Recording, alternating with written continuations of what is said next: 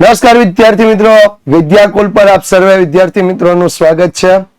તો ધોરણ 12 science, commerce અને આર્ટ્સનું પરિણામ આજે હમણાં જ જાહેર થયું છે અને એમાં ઘણા બધા વિદ્યાર્થી મિત્રોને ઘણા બધા ઊંચી ટકાવારી સાથે પાસ થયેલા છે. ઘણા બધાનું સારું રિઝલ્ટ આવેલું છે અને એવા જ એક વિદ્યાર્થી કાપડિયા ધ્રુવ આપણી સાથે જોડાયેલા છે.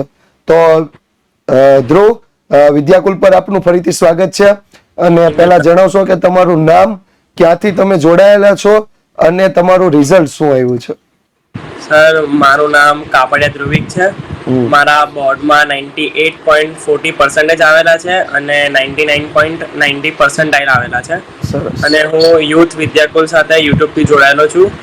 લાસ્ટમાં જે 3 મહિનામાં તમે જે મહેનત કરાવેલી અમને, એના દ્વારા મને સ્ટેટમાં અને BA માં બંનેમાં 100 માંથી 100 પ્રાપ્ત થયેલા છે. સરસ સરસ. સ્ટેટ અને BA બે વિષયમાં 100 માંથી 100. ઓવરઓલ ટોટલ કેટલું છે? 700 માંથી છે કે કોમ્પ્યુટર હતું? 750 માંથી 711. ઓકે, 711 750 માંથી. વિદ્યાર્થી મિત્રો, આમ જોઈએ તો 10મામાં કેટલું રિઝલ્ટ હતું? સર, 10મામાં તો 88.67 ની અરાઉન્ડ હતા. ઓકે, એટલે 7 થી 8% વધારો છે 12મા રિઝલ્ટમાં. તો આમ કેવી કામ અત્યારે ફિલિંગ આવે છે કે આ જે રિઝલ્ટ આવ્યું છે અપેક્ષા કરતા કેવું રહ્યું, અથવા તો વિદ્યાકુલનો કેટલો સપોર્ટ રહ્યો એમ? સર, વિદ્યાકુલનો પૂરેપૂરો સપોર્ટ રહ્યો છે અને ધારેલા કરતા સારા માર્ક્સ આવેલા છે. ઓકે, અને આગળ શું બનવાની ઈચ્છા છે?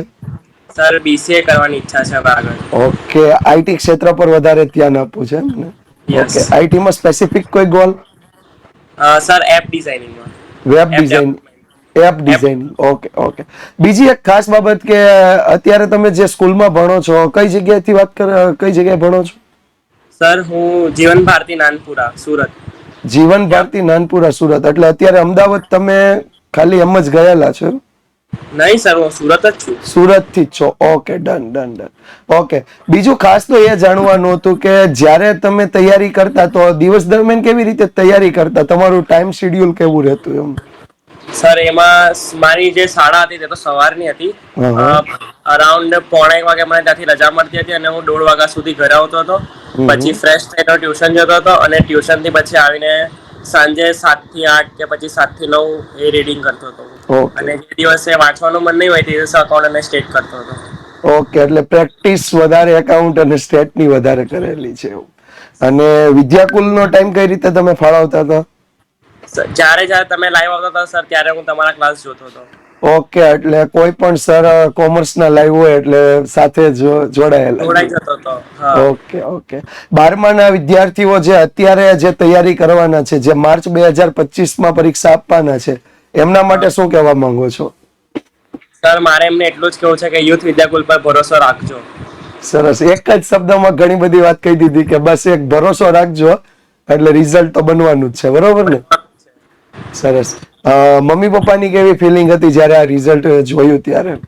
સર, લોકો બહુ ખુશ છે. A1 આવ્યો છે એટલે લોકો બહુ જ ખુશ છે. હા, કારણ કે 10મામાં 2% માટે ખાલી A1 ચૂકી ગયા હતા અને આ વખતે A1 પૂરો થઈ ગયો એમ.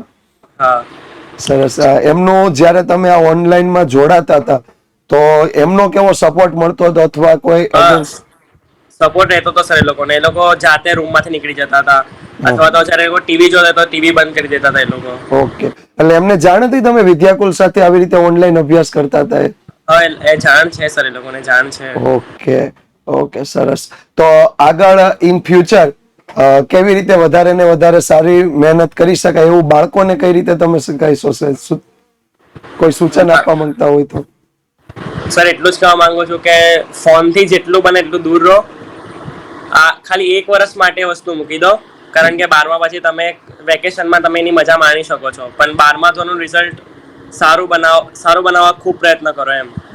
હા, એટલે મતલબ ફોનથી દૂર રહેવું એટલે ભાઈનું કેવું એવું છે કે ફોનમાં સારી વસ્તુ તમે જોવો, જેમ એણે ઉપયોગ કર્યો કે વિદ્યાકુલનો ઉપયોગ કર્યો, એ સારી બાબત છે, એ જોવો, પણ બીજું બધું નથી જોવાનું એમ. ગેમિંગ અને બધાથી દૂર રહો. ઓકે, ગેમિંગ છે, કોઈ રીલ્સમાં વધારે ટાઈમ બગાડવો, એનાથી દૂર રહો. સરસ, ખૂબ સરસ. અને ફરીથી એક વખત 750 માંથી 711 જે ટોટલ તમે લાવ્યા છો એના માટે બિગ કોંગ્રેચ્યુલેશન્સ. ફરીથી આપણે સુરતમાં છીએ તો મળતા રહીશું. Thank you so much. અને વિદ્યાકુલ સાથે કોઈ પણ સપોર્ટની જરૂર હોય, વિદ્યાકુલ ઓલવેઝ તમારી સાથે છે. જોડાયેલા રહેજો વિદ્યાકુલ સાથે અને નવા ઇન્ટરવ્યુ સાથે ફરીથી મળશું.